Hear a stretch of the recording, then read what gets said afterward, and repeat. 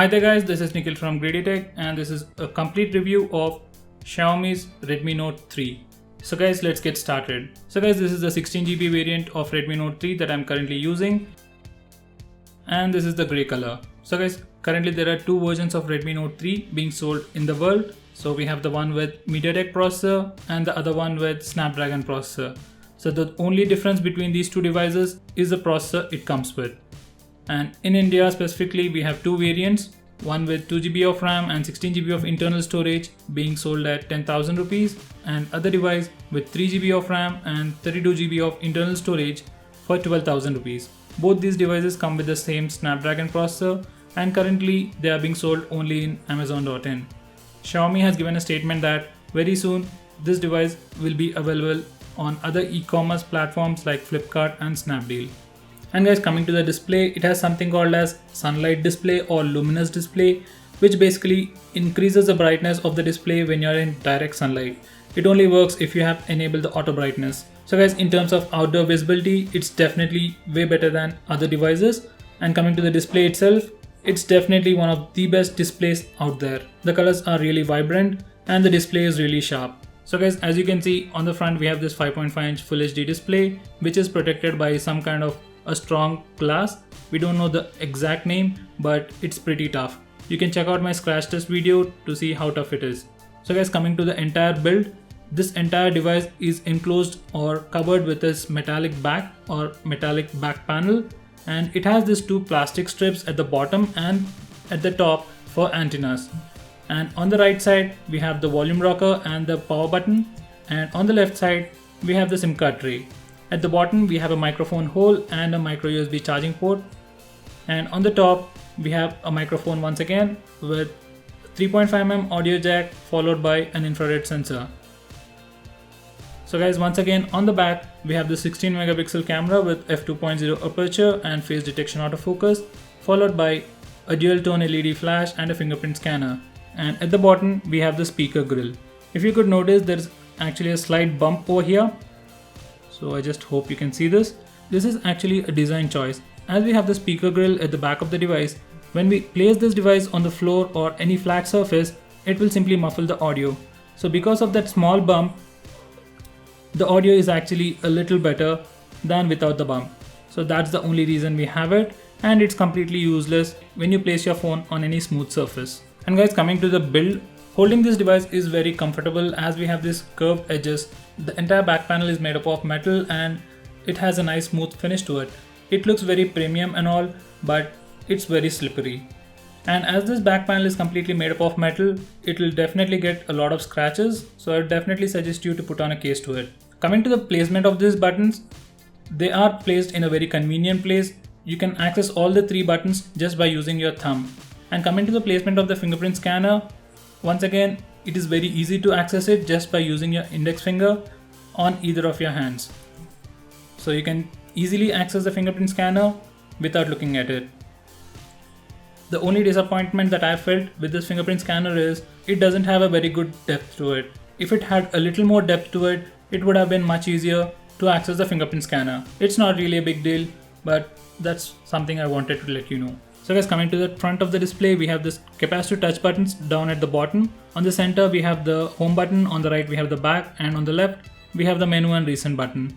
These buttons are backlit. On the front, we have the 5 megapixel camera with f2.0 aperture, and we do have an LED notification on the top right corner of the screen. It is a multicolored LED and we can configure it. So guys, coming to the bottom once again, this is the micro USB charging port. Coming to the SIM card compatibility, we can actually use either two SIMs or a single SIM with a micro SD card.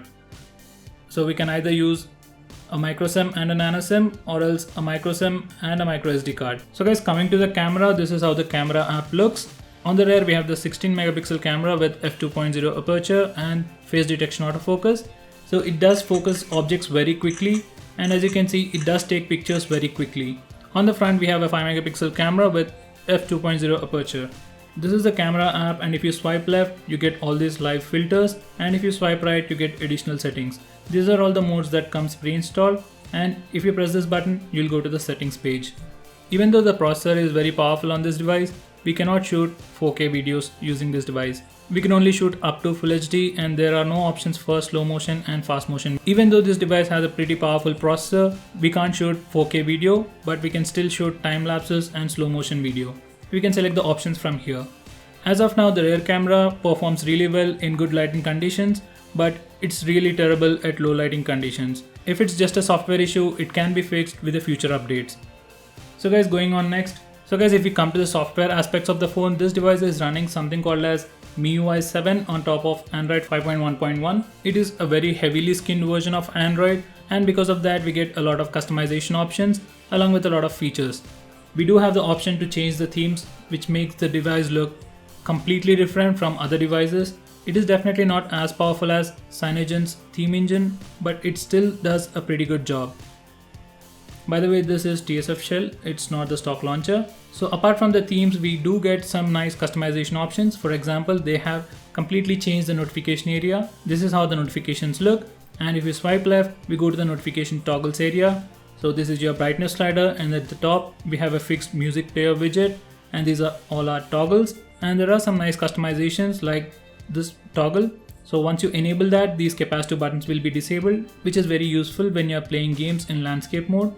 And apart from that, it has a lot of security features like an inbuilt app locker, guest mode, which hides all your contacts, call logs and messages. We also have something called as child mode and light mode. And coming to the display, we also have something called as read mode. So once it is enabled, this is how the display looks. Let me just disable the read mode and show you how the normal display looks. So if you are reading any web pages or any PDFs, it's definitely recommended to use read mode. And as I've said, it comes with tons of customization. You can even configure how the read mode works. You can set it specifically for a few apps. And apart from that, we have many customizations for improving the battery life. Like any other device, we have battery profiles and we can switch between them automatically based on battery percentage or time of the day. And apart from that, we have the option to restrict the background app usage. And finally, if you think that the performance on this device is not sufficient, we can disable all the system animations using this particular option and further increase the performance on this device. So guys, on the software end, this device definitely has everything you can ask for. The only disappointment is that this device doesn't have screen gestures like double tap to wake.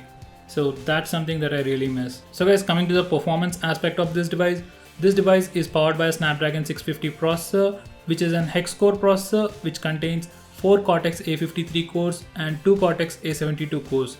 According to the benchmark scores, it performs way better than the Lenovo Vibe X3 and Nexus 6, which comes with Snapdragon 808 processor. So this is the next generation processor. So guys, these are the benchmark scores. On Antutu, we got a score of 71,000, and on Geekbench for single core, we got a score of 1400, and for multi-core, we got a score of 3400. And coming to the gaming performance, I was able to play all the high-end games without any lag or whatsoever. There were no frame drops at all, and there was not much heating issue at all. The only time when the device gets heated up is while charging this device. So with that said, and coming to the performance of the fingerprint scanner, it is definitely the best fingerprint scanner I have used so far. And this definitely outperforms any device under 25,000 rupees. And as of now, we can only unlock the device using this fingerprint scanner. We cannot lock applications or take pictures using the fingerprint scanner. Those features will be added in the future software updates. And coming to the infrared sensor on the top, it works really well. And we can use the infrared sensor using the inbuilt app called as MI Remote, or else we can use any third-party app like Peel and Anymote.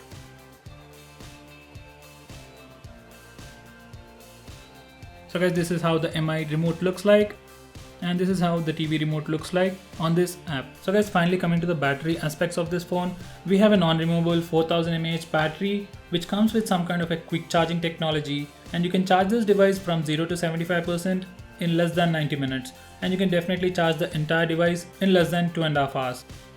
And coming to the battery life performance, on heavy usage, I got about 6 to 7 hours of screen on time, and if you're a normal user, you can definitely get more than 1 day of battery life. The best thing about the Xiaomi devices is their software. You'll definitely get updates for 2 to 3 years from the date the device has been launched. I have a Redmi 1S which is like 1 year or 1.5 year old, and it still gets the latest updates. It's currently running on MIUI 7 and it's very stable. So this is something you won't find in any other devices except the Xiaomi devices. So you are future proof in terms of software. So guys, coming to the final verdict of this device, this is definitely the best phone under 20,000 rupees. It comes with all the bells and whistles you can ask for except the NFC and the features like double tap to wake and other screen gestures.